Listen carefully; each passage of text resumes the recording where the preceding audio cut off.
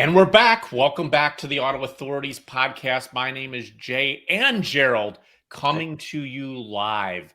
We have an amazing show today. There is something that is in the news right now that I don't think we're taking seriously enough. It's something that's coming down the pike, and you're going to find out right now. Have you ever felt like you were taken for a ride while buying, selling, or repairing your car? Well, not anymore. I'm Jay, and this is the podcast to tell you what to watch out for, whether you are buying, selling, or repairing your car. With over 26 years of automotive experience, we are the Auto Authorities. This podcast is sponsored by iAutoAgent.com. We're real estate agents for cars. Booyah, we are back. Welcome back to the Auto Authorities podcast. I am Jay, and this is Gerald, and we're coming to you live. And we have an absolutely amazing show, and there's something coming down the pike that I don't think people are taking seriously enough that's going to have a huge impact in this world. But before we talk about that, let's thank our sponsors, iAutoAgent.com. That's I like integrity, autoagent.com. They have two different divisions. They have an individual division where they help individuals buy vehicles nationwide. They find that perfect vehicle. They vet the vehicle. They deal with the dealer, and you get to go pick up your car when you approve the deal. And they also help sell your car just like a real estate agents for people's cars. They handle the marketing, the listing, the showing, everything. So you never have to meet a strange person again. And the other side of the business is the fleet management program, where we act as a strategic partner for the businesses that have fleet vehicles so they can stay focused on revenue generating tasks. And we handle all those other tedious tasks that are not making them money, whether it's buying, selling the fleet vehicles, or just simply handling the maintenance for that vehicle. And then we have Wrestling with Sales. Tell us a little bit about Wrestling with Sales, Gerald. Yeah, hey, this week we had a chance to host native Missourian and former two-time NWA heavyweight champion of the world, Trevor Murdoch.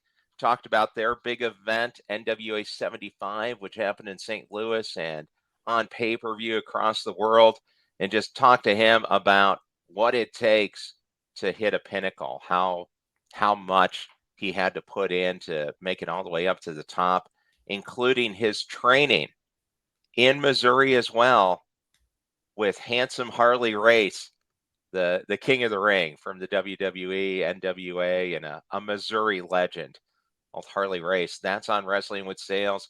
We're going to talk with the guys from Automotive State of the Union coming up here to talk about everything that's going on with the auto market.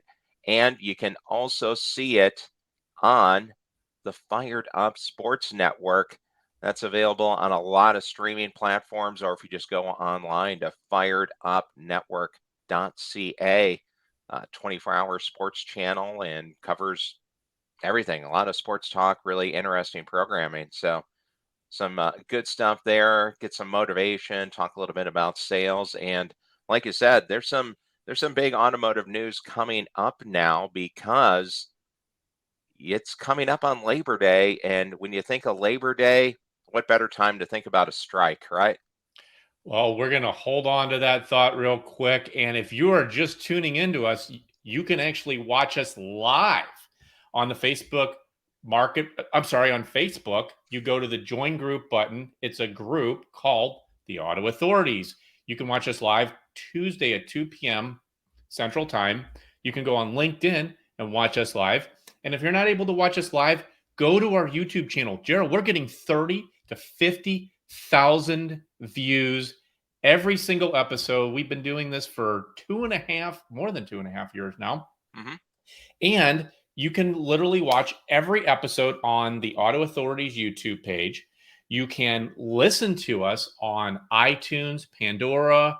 You can go on the autoauthorities.com, theautoauthorities.com. That's our website. You can leave us all kinds of ideas for shows, and you can You can tune into every single one of the channels. We're on 19 different channels. It's crazy.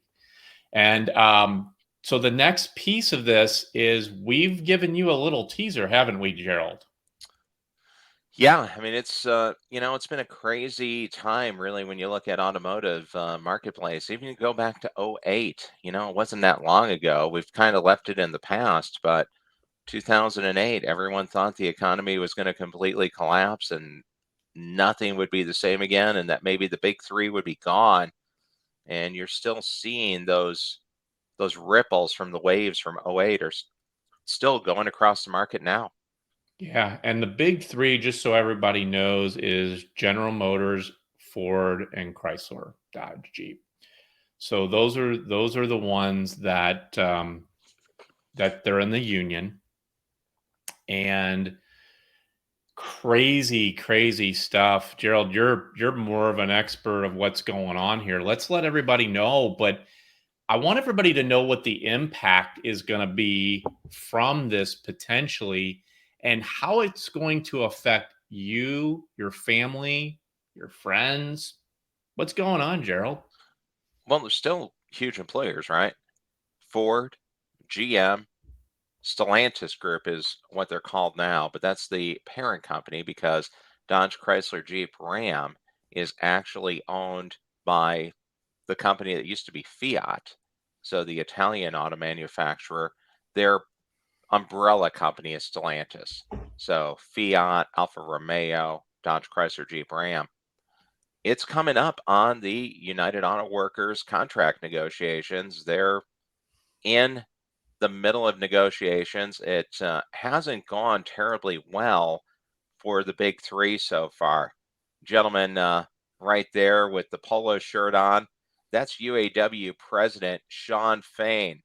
He actually took the contract proposal that Stellantis presented to him and threw it out in a little media event to say this is worthless, just tossed it and went aside. The UAW workers just voted a 97% approval to authorize the strike, and they have $825 million held in reserve for strike pay for the members. It's going to be a cut. They're going to get $500 a week while they're on strike, but they're trying to build up some reserves to be able to hold on. That would give the UAW enough strike money to go 3 months without pay. So, they seem to be ready to go. They seem to be pushing the chips in on the table to go all in because, like I said, it resonates back to '08. Remember, Jay, how they were saying that Chrysler should just file bankruptcy? And that was actually a big part of the presidential election, whether there should be a bailout of the auto manufacturers or if they should be allowed to file bankruptcy. Yep. Mitt Romney was actually pushing, senator from Utah now, he was pushing for the company to file bankruptcy and just let the best of it get bought by somebody. Well, that didn't happen. Instead, there was a negotiated buyout that let Fiat basically take over Chrysler, who was already owned at the time by Mercedes. So Chrysler hasn't been a fully American company for a long time. But that bailout, the GM bailout, which depending on who you talk to has been paid back now, but there's people that'll argue both ways that nothing was paid back, that it was just a bailout. Ford, to their credit, didn't take any government money. They mortgaged the company on themselves. But because of that, because of the spirit that was going on at that time and the fear of the economy collapsing, the UAW took a major cutback to their pay. And they haven't gotten it back yet. It was a huge clawback and it hasn't come back fully now. And I had to look it up because I didn't realize this. Do you know how long it takes a UAW worker? Let's say somebody gets hired next week at the biggest Ford factory in the country. It's just a few miles away from me in Clay Como. How long do you think it takes that worker to get full union pay and benefits? They start tomorrow. Holy cow. Typically in a company to get type of benefits, it's usually like a year before you get benefits in a company. Yeah, I mean, maybe, a lot of places you don't get health insurance for 30 days, 90 days. Right. Amazon makes a big deal. You get benefits day one. I mean, so you're saying a year. I think a lot of people are thinking, yeah, maybe 6 months, maybe a year, maybe 2 years. No, 8 years before you're a full employee. 8. Wow. So I got a needless to say, the UAW is not too thrilled with that arrangement right now. I got a question. So what you're saying is the benefits back in 2008 are the same benefits as they're getting here in 2023. Yet our prices have increased tremendously on vehicles. That means the workers are not getting that money. So that's a big deal because cost of living has increased. Sure. They're not increasing theirs, but yet they keep increasing the prices. Something doesn't seem right here, Gerald. And the companies have profited amazingly in that time. So there probably has to be some mid ground, right? Is here another question. Just ask people. Yeah, just ask people off the top because you and I were old enough. We used to think, man, UAW job. Oh, you got it made. You got hired in with the UAW. Who do you think makes more money now the first year? Somebody gets hired at Target or Quick Trip, or somebody that gets hired at Ford or GM? The way I asked it, you know what the answer is. Well, yeah, I was just gonna say you just gave it away. I mean, Target maybe Yeah. more. Yeah, I mean, it's crazy. So, I mean, you can see where they're coming from. And then it's, there's been definitely a shift too, because obviously a lot of, this is great, a lot of the foreign manufacturers do make the majority of their cars in America now. I mean, obviously Honda does, Toyota does, Hyundai does, Kia does, BMWs are made in America, Mhm. Mercedes are made in America, Volkswagen. Mazdas, Subaru, Yep. Volkswagens. So there's been a huge growth in auto manufacturing in the country. It's just with domestic brands, the traditional domestic brands, there's been a steady decline in production.